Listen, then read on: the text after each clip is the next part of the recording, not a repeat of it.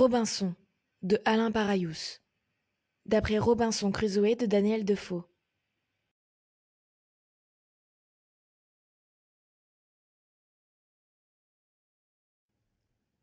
Toute son enfance, Robinson Crusoé avait rêvé d'aventure et de mer. Devenu propriétaire d'une plantation de tabac au Brésil, il s'embarqua un jour sur un navire à voile à destination de l'Afrique. Il voulait y chercher des esclaves. Au large de la côte sud-américaine, le vaisseau fut pris dans une violente tempête et s'écrasa contre un rocher. L'eau envahit la coque défoncée, et tous les passagers se noyèrent, sauf Robinson, qui s'accrocha à une planche. Il arriva ainsi sain et sauf jusqu'à un rivage proche. Épuisé, le jeune homme resta plusieurs heures inanimé au bord de l'eau. Une fois revenu à lui, il traversa la plage, marcha vers une forêt et grimpa au sommet d'un grand arbre. De là-haut, il comprit qu'il se trouvait sur une île au milieu de l'océan. Au loin, il aperçut le navire, aux trois quarts détruit, gisant sur un rocher.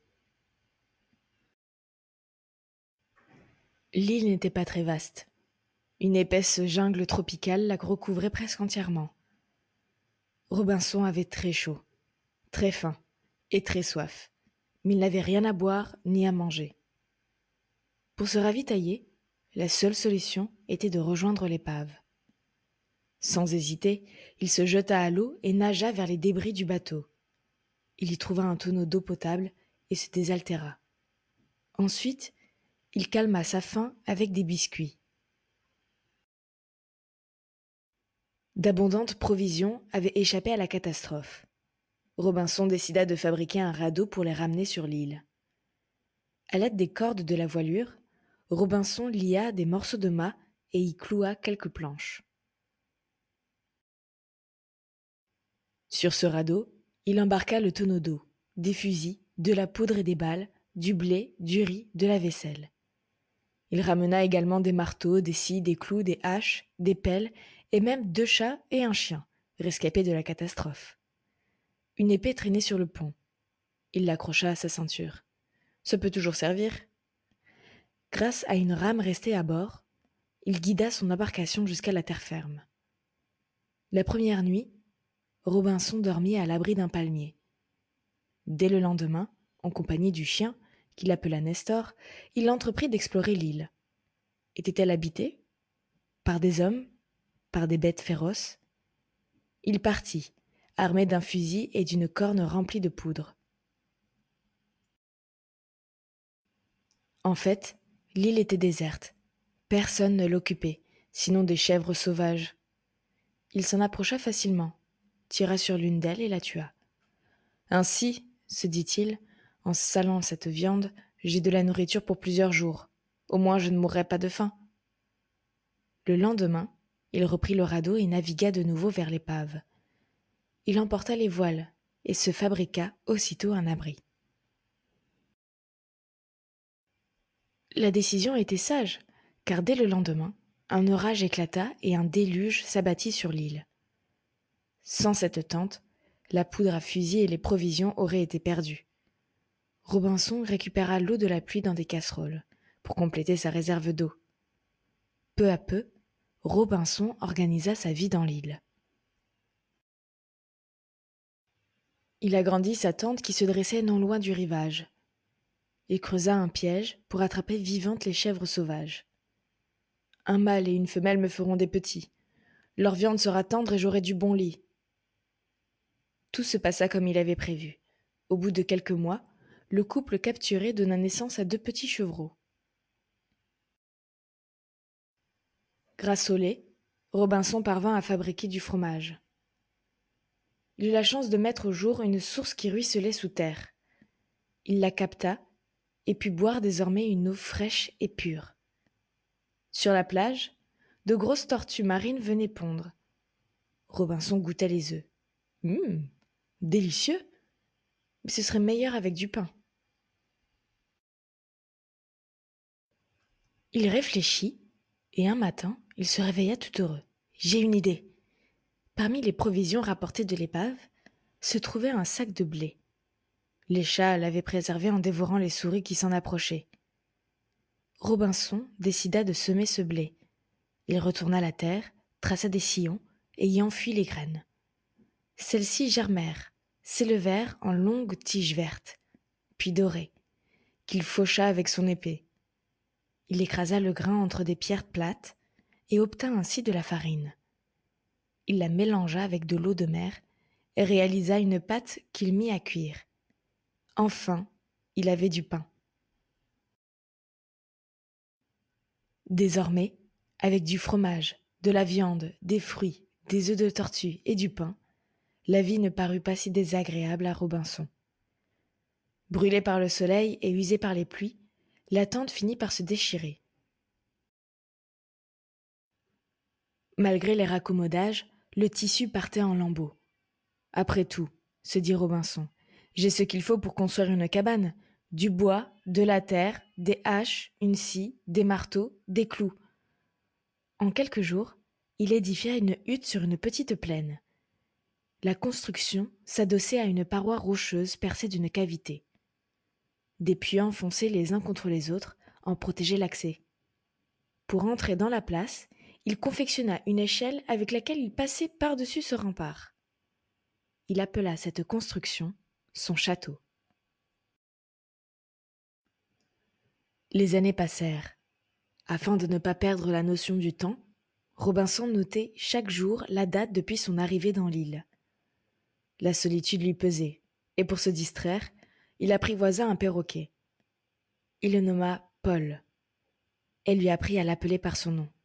Robin, Robin, Robin Crusoe. Régulièrement, Robinson scrutait l'horizon dans l'espoir d'apercevoir un bateau. Si un navire passait tout près, je l'appellerais, je ferais des signaux, et je pourrais enfin retourner dans mon pays. 3 ou 4 fois, il en distingua un, très loin à l'horizon. Alors il allumait un grand feu, avec beaucoup de fumée pour attirer l'attention des marins. Puis, il courait sur la plage, brandissait des lambeaux de toile et criait de toutes ses forces. « Ohé, du bateau! Ohé, du bateau !» Mais les navires, trop éloignés, passaient sans rien voir. Un jour, désespéré, après des appels inutiles, Robinson se laissa tomber sur la plage. C'est fini. Plus jamais je ne rentrerai chez moi. Plus jamais je ne reverrai ma maison, ma famille.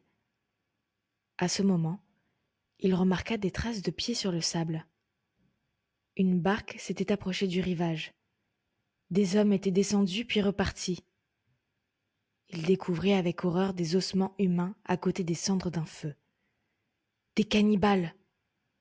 Robinson décida de se montrer plus vigilant. À partir de maintenant, je monterai la garde avec mon chien. Chaque après-midi, après avoir cultivé sa terre, Robinson parcourait l'île avec son chien. Les habits qu'il portait au moment du naufrage étaient usés. Il s'en était fabriqué d'autres avec des peaux de chèvre. Un bonnet, une culotte, un gilet et un parapluie pour se protéger des averses et du soleil. Un soir, alors qu'il achevait sa promenade quotidienne, il fut attiré par des cris venant de la plage. Il escalada un arbre et aperçut une pirogue et une dizaine d'hommes à la peau foncée, presque cuivrée, et à la chevelure longue et noire. Il les observa un moment et comprit ce qu'il se passait.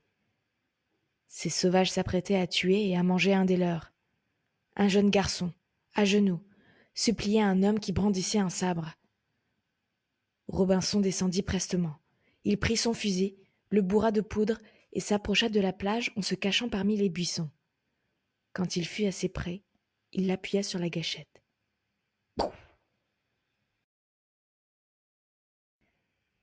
L'énorme détonation effraya les intrus qui poussèrent de grands cris et sautèrent dans la pirogue, abandonnant leur victime. Robinson sortit de sa cachette et s'approcha du garçon. Celui-ci se précipita à ses pieds pour témoigner sa reconnaissance et sa soumission. Robinson lui fit signe de le suivre. En arrivant à la cabane, il consulta son calendrier. Ce jour était un vendredi. Eh bien, dorénavant, c'est le nom que tu porteras. Tu es Vendredi. Comprends-tu? Vendredi. Maintenant, Robinson avait quelqu'un pour l'aider, mais surtout un compagnon à qui parler. Il entreprit de lui apprendre sa langue. Au bout de quelques mois, ils purent partager de petites conversations. Robinson raconta son naufrage à Vendredi, et de quelle façon il avait survécu sur l'île. De son côté, Vendredi expliqua que sa tribu pratiquait des sacrifices humains. Cette année, c'est lui que le sorcier avait désigné.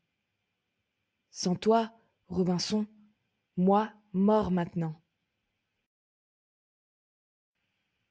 Robinson et Vendredi passèrent plusieurs années ensemble. Robinson lui confectionna des habits pareils aux siens. Et Vendredi lui apprit à manger des fruits bizarres, mais aussi des tiges, des feuilles, des plantes. Robinson découvrit des saveurs délicieuses. Mais certains jours, il songeait à ses parents, ses amis, sa maison. Qu'était-il devenu? Cela faisait presque 20 ans qu'il vivait ici. Son chien, qui avait été son fidèle compagnon pendant 16 ans, était mort de vieillesse. Ses 2 chats avaient eux aussi disparu. La tristesse serrait le cœur de Robinson. Qu'as-tu, toi malheureux? Demandait Vendredi. Alors, le brave garçon essayait de l'amuser en dansant et en jouant du tam-tam sur un tronc creux. Un matin, alors que Robinson n'avait pas vu de bateau depuis plusieurs années, il se demanda s'il rêvait. Vendredi, regarde, un navire, là, tout près du rivage. Les 2 hommes coururent vers la plage, mais en s'approchant, ils virent qu'on se battait à bord du vaisseau. Ils se cachèrent pour observer la scène.